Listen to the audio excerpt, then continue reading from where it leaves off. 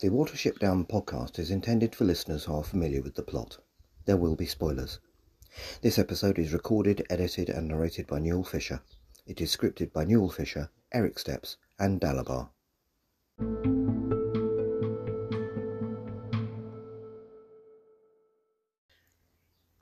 Hello, and welcome to the Watership Down podcast episode 129, in which we'll be looking at Season 1, Episode 7 of the TV series and Episode 7 of the series overall, Challenge to Efrafa. First though, a bit of burrow keeping.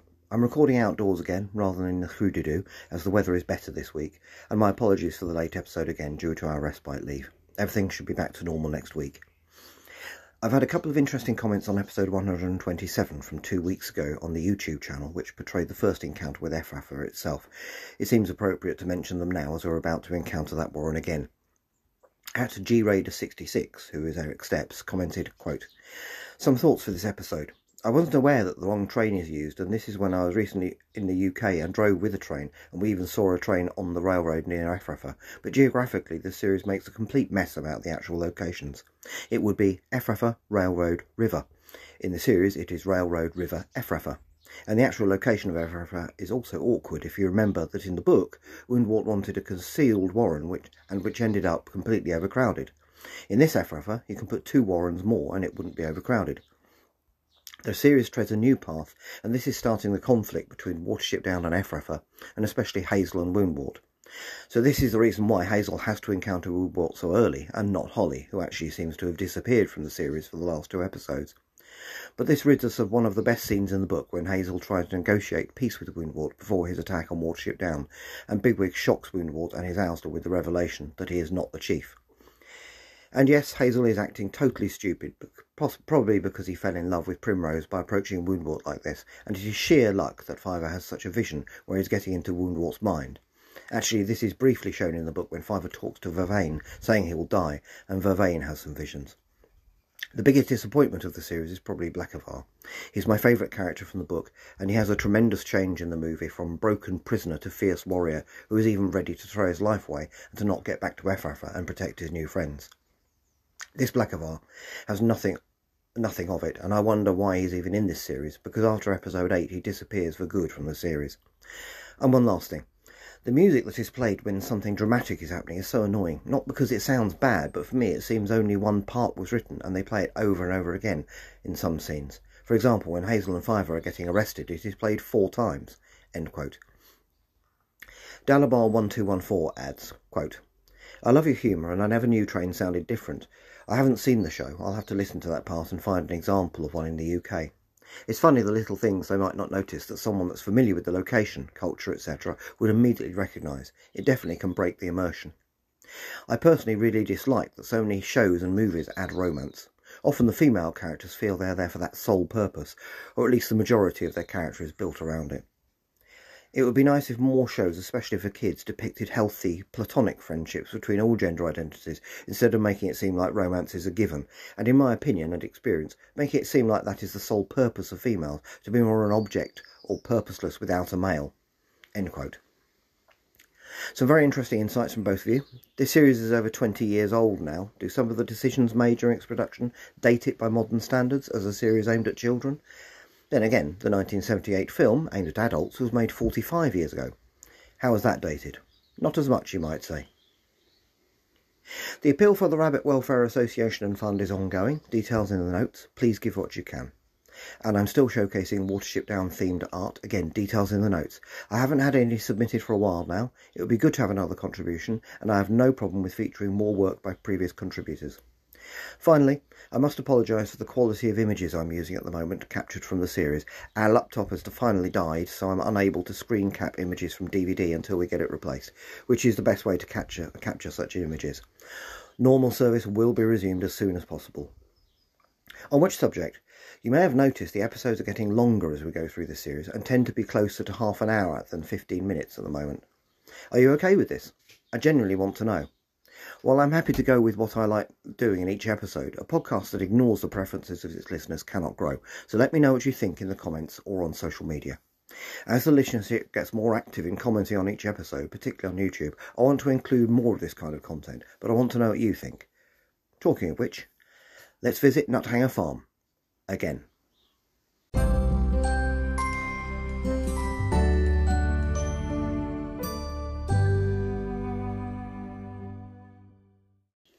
Erik Stepp's Visit to England, Part 2. Day 2, Part 2. A Walk to Nuthanger Farm. Quote, "With this ended our first visit of a Watership Down location, the beach hangar on Watership Down. But I didn't come all the way to England just for this one visit. The next location we want to visit is very close by, but not so easily to be reached from the top of Watership Down, Nuthanger Farm. So we searched for a way from the down that would lead us quicker to Nuthanger Farm. The only other option would have been a walk along the whole down and then over a narrow lane, or we would stop at Nuthanger with the car. We decided for a walk. First we entered the area that was supposed for the riders. There is actually one gate there in the fence which allowed us to enter. Here we searched for a quicker way to Nuthanger Farm, but soon a fence was in the way, and also the down gets very steep and is overgrown with some undergrowth which cannot easily be passed, not even with the gear we had, and we will have much more trouble with undergrowth on the next day in Sandalford. So we had to look for another way, and walked some way back, and then came a nice moment. We saw a hare running over the field, our first sign of lapine life on Watership Down. And yes, I know hares and rabbits are very different and only look similar, but soon we should also see signs of rabbit life on Watership Down. We found a way down in the direction of Nuthanger Farm. On the side of this way we found some rabbit holes and also a lot of cracker. At this time, and with human activity nearby, none of our lapine friends showed themselves outside, but it was still great to finally see signs of the animal that are the protagonists of our famous story. The way down was actually not very difficult. Some human activity was going on nearby, some construction workers were at work, but I didn't know exactly what they were doing. They didn't take notice, and after some time we reached the foot of the down. From there it was still some distance to the lane. Here we crossed under the famous pylon line, which especially in the movie got some attention. The pylon where Fiver has his vision of Hazel was standing a bit distant from us in a field. This is the same pylon where they leave Heisenkley when they are trying to free the dog from Nuthanger Farm. After a small rest at a raised stand, we reached the lane. In between we were mostly bothered by the British horseflies, which are very annoying in this area. At the end of the way we reached a gate, which was locked, but luckily you could squeeze through it at one side very easily. Only then we realised we were actually on a way we shouldn't have gone. Luckily no one stopped us. Now we had to walk for some metres along the lane, which is a bit dangerous given how narrow it is and how much cars drive along here. Still we arrived safely at the lane, which leads directly to Nuthanger Farm. The lane is quite long actually, and unfortunately the barns described in the books are gone. We got recompense with a stunning view on Watership Down, and here I could envision one scene from the movie very vividly. The probably most tenseful moment when the dog chases Dandelion and the camera zooms to Watership Down and a super tense music is playing. Exactly this I could see at this point. Nowadays Hazel's plan will probably fail because the fences which are built on certain points at Watership Down would not let a dog of this size through. Then at the end of the lane we finally reached Nuthanger Farm. The gate was open, so we could even stroll a bit further and look at the actual farm. It looks a bit different now, and some walls or even buildings were brought down over the time. We didn't stay for long, so not disturb the owners, and now had to think how to get back. Before, we made an interesting find. At this point, the walkway was marked as Watership Down Trail, and this would have led us more to the west in the direction of Ekinswell, but this was not the direction we wanted to go back. So in the end, we took another small lane that would lead us to a sheep pasture. Before, according to our Watership Down map, we passed Hazel's Ditch. This is probably a good moment to explain what kind of map we used. Some Watership Down fans created on Google a map where they marked all the locations of the book on an actual Google map. I would recommend everyone to use this map if you want to do your own journey. I can't guarantee if the exact locations are always given, but it helped us nonetheless in finding all these places. Hazel's Ditch turned out to be just a huge bramble hedge. I have a pick here, but it will not help much. At the sheep pasture, some were still lambs, very cute. The path ended, and we were in a bit of a tricky situation where to go now. Our goal was now to reach Kingsclear, and from there return to our car. Here we saw two other hares. In the end, it wasn't possible to get to Kingsclear, and we ended up at the lane again after strolling through some undergrowth into this little wood. Luckily, we ended up exactly opposite of the gate we came in earlier when we made our walk from Watership Down. So in the end we took the same path as before, but to get closer to the car park we had to take a new junction. This brought us past a cow pasture and even a pigsty. Some little piglets were to be seen. To the side of Watership Down, where we started our journey. Here we saw some stuff smouldering, which made us a bit concerned because no person was nearby.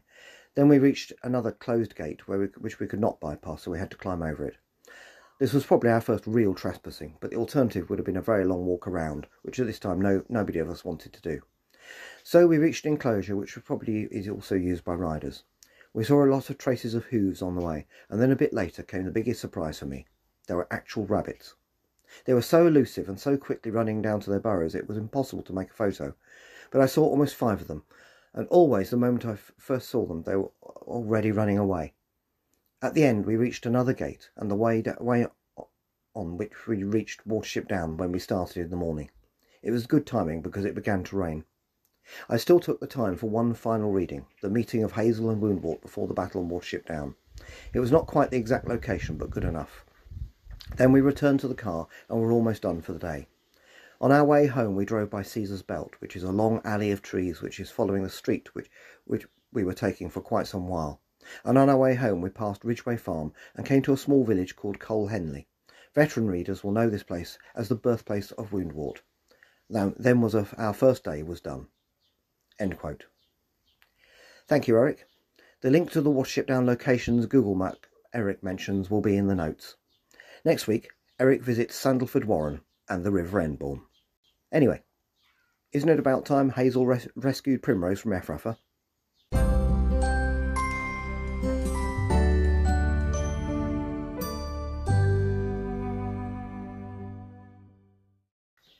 Season 1, Episode 7, Challenge to Efrafa. The 7th episode of the Watership Down TV series was first broadcast in the UK on the 9th of November 1999. It was written by Mary Crawford and Alan Templeton. There will be a link to the full episode on YouTube in the notes.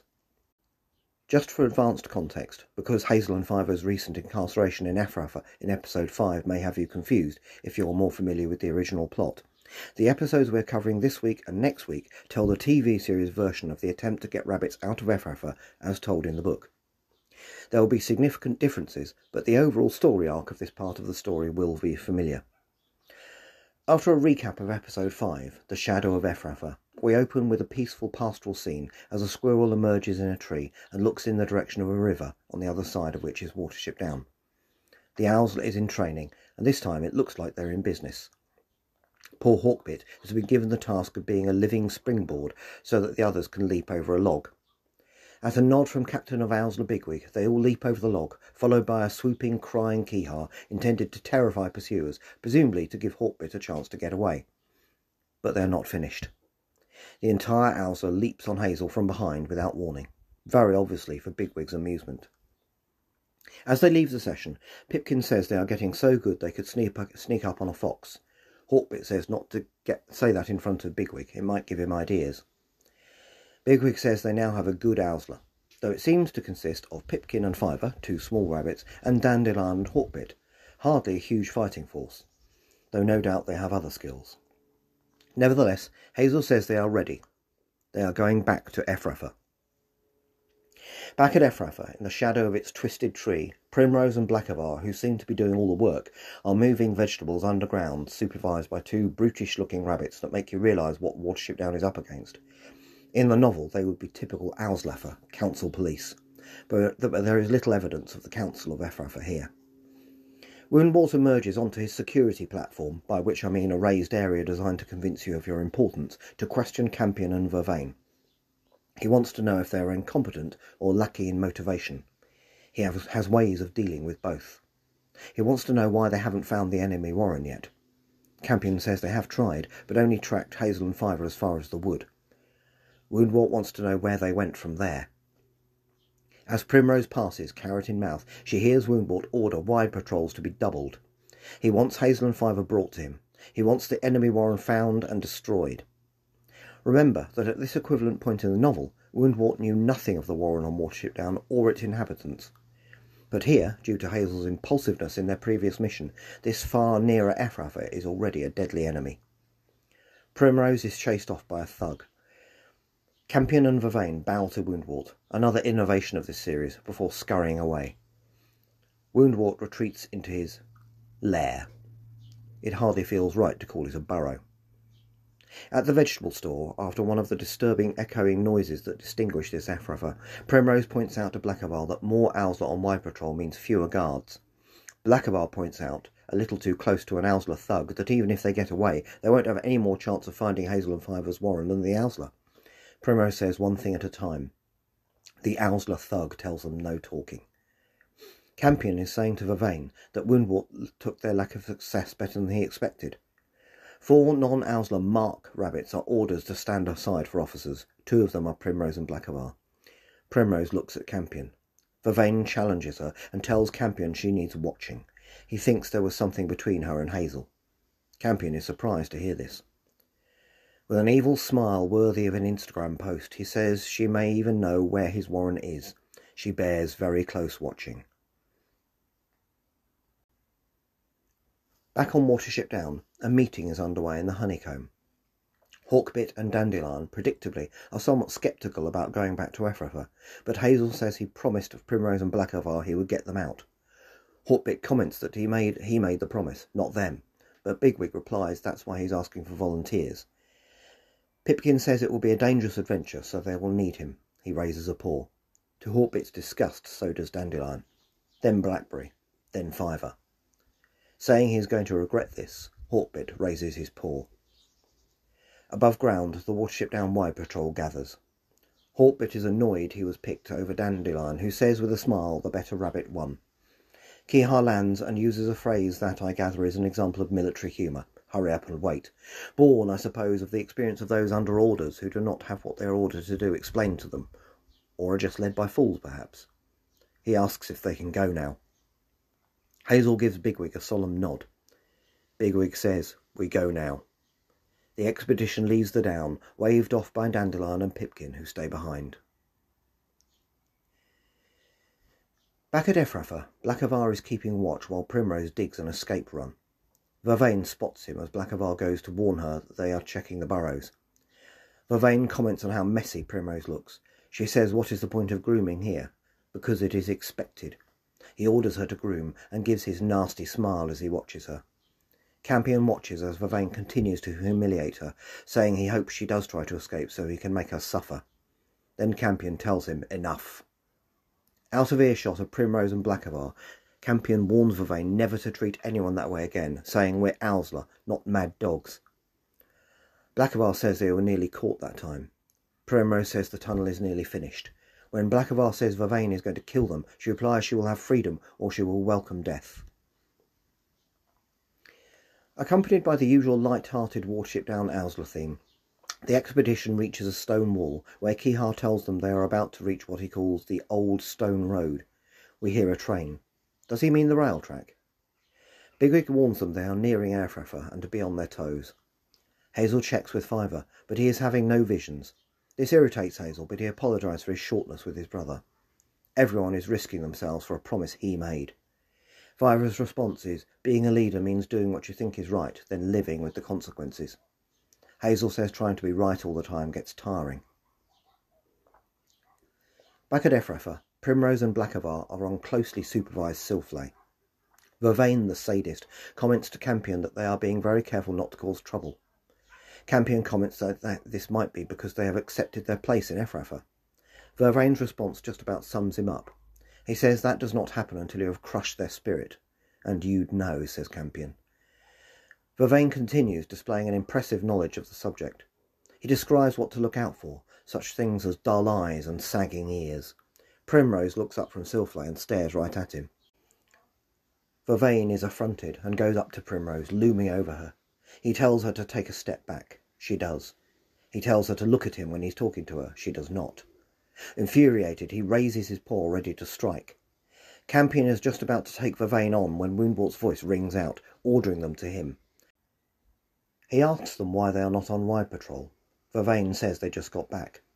This provokes a rage from Woundwort, who says they do not stop patrolling until the enemy warren is found and they are all dead, or until he tells them to stop. Campion orders the wide patrol to fall in, and they leave. Primrose says she has never seen Woundwort like this before. Blackavar says he has never met rabbits like Hazel and Fiver before. Primrose says neither has she, with a smile. Woundwort goes into a brief insane rant. There is only Efrafa. There is only Woundwort. He goes back to his lair. The expedition has reached a wood, and Kihar checks they will be okay without him. Bigwig says he thinks too much of himself. As the expedition enters the trees, a fox emerges from the undergrowth. It sniffs the ground and growls before moving off in the direction of the rabbits. Nearby, the Efrafan Y Patrol hear Kihar overhead and take cover. Campion says it looks like the same Gull who gave them trouble before. This was in episode 5. Vervain says all Gulls look the same, but Campion insists it turns up whenever the outsiders are near. Vervain mocks him for the suggestion they could be working together. The 4 rabbits of the Efrafan Y Patrol head off into the wood. Nearby, Bigwig smells the fox. Just as they are using the rabbit springboard manoeuvre to get over a tree trunk, the fox appears in the foreground, looking right at them. It growls again, then runs straight at Bigwig, who gets away just in time. Hazel and the others have reached a fast-flowing mountain stream with waterfalls on Chalk Downland in the south of England. Do I need to say more? In any case, Hazel realises that they can mask their scent by hiding behind one of the waterfalls. As they are taking cover, Bigwig reaches them, but it is too late. The fox has seen him and he runs. The Efrafans split up. Campion tells Gorse and Thistle, the 2 others, both with Efrafan marks on their cheeks, to go one way, while Vervain will stay with him. As Gorse and Thistle reach a clearing, Bigwig emerges at speed from a bush. He knocks them both aside, lands in some mud and turns to face them. Both rabbits prepare to attack Bigwig, this being this week's episode image. But then the fox is on them both. Behind the waterfall, Hazel hears them being killed and assumes it is Bigwig. Because yes, this series aimed at children has just featured its 3rd and 4th deaths, only this time we have heard them. Pimpernel at the Warren of the Snares we just heard about. Laurel, Woundwort's mother, we just saw the young Woundwort's reaction to. This has taken it up a whole level, but we do not actually see them killed, and there is no blood. Campion and Vervain realise what has happened.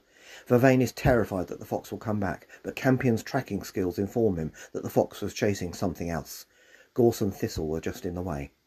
But Vervain's fear gets the better of him, and he runs away. Campion says to himself this is true to form. Nearby, from cover, Bigwig is watching. He withdraws. The Watership down rabbits emerge from the waterfall as Bigwig arrives back. Even Hawkbit manages to look happy, but Hazel says he took an idiotic risk. An awkward argument follows between them, in which Bigwig says that the trouble with Hazel is he wants the world all safe and nice, and the trouble is Bigwig was right to lead the fox away. He orders the rest of them to continue to Efrafa, leaving Hazel where he is, then pauses to sarcastically ask Hazel if he thinks it is too dangerous. It is an unpleasant moment. The other rabbits, to their credit, look to Hazel. He looks angry, but follows Bigwig, so they follow him. Back at Efrafa, Primrose is breaking through to the surface with her tunnel. She instantly realises she has come up in the wrong place, still too close to the Warren. The Watership Down expedition has reached the River Test and is by a stone bridge. Kihar was supposed to meet them at the Plank Bridge, or at least where it used to be, but as he has decided to wait for them here instead, Hazel isn't happy. This stone bridge is derelict and has a large gap on one side, though it is still crossable by a rabbit. As soon as they cross, Bigwig picks up the fresh scent of an Efrafan patrol. Bigwig thinks the Efrafans will be watching all the bridges.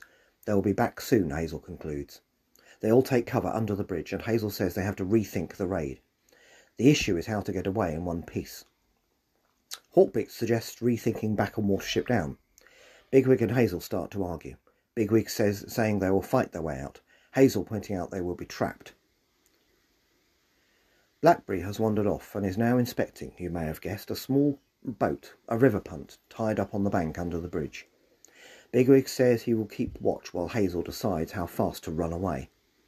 Blackberry calls Hazel over. She has a plan. Fiver instantly realises what she is getting at. Kihar explains about boats, having seen many on the Peak Vater, some as big as cities. Hawkbit asks what a city is. Hazel realises that they no longer need the bridge. He thanks Blackberry and goes to tell Bigwig.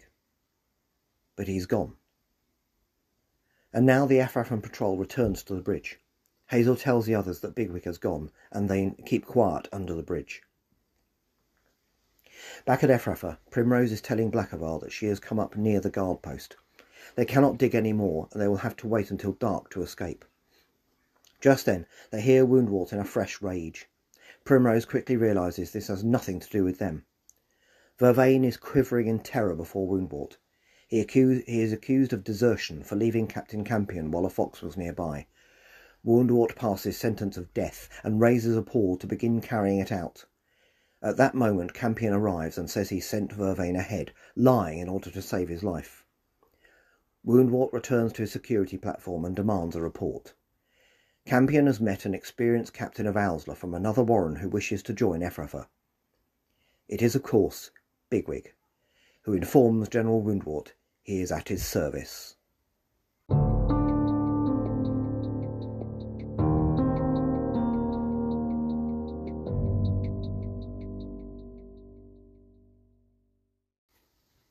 Is it canon? To be brutally honest, this is a pretty downgraded version of the original story. The entire expedition is just to rescue 2 rabbits, one of whom is Hazel's new girlfriend. Hazel and Bigwig keep arguing. Hazel's planning is even more makeshift than in the novel, and the whole idea of Bigwig going into Efrafa is thought of by Bigwig in a temper, and he tells no one, continuing his reputation as an appalling strategist in this version of the story. I'm beginning to see some kind of reasoning in the relative incompetence of the main characters in this series aimed at children. Competent characters just aren't as entertaining to younger people, I suppose. However, this is also the first episode that features actual deaths. What's more, the fox killing 2 Efrafans is more than is described in the novel, where Bigwig tells of the death of Captain Mallow after the event. Also, Blackberry is just as impressive as in the novel. Bigwig continues to display a high degree of bravery, and Fiver shows dangerous signs of being more than just a visions machine. While Campion's character arc is beginning to show some distinct signs of curvature. Overall, though, not canon.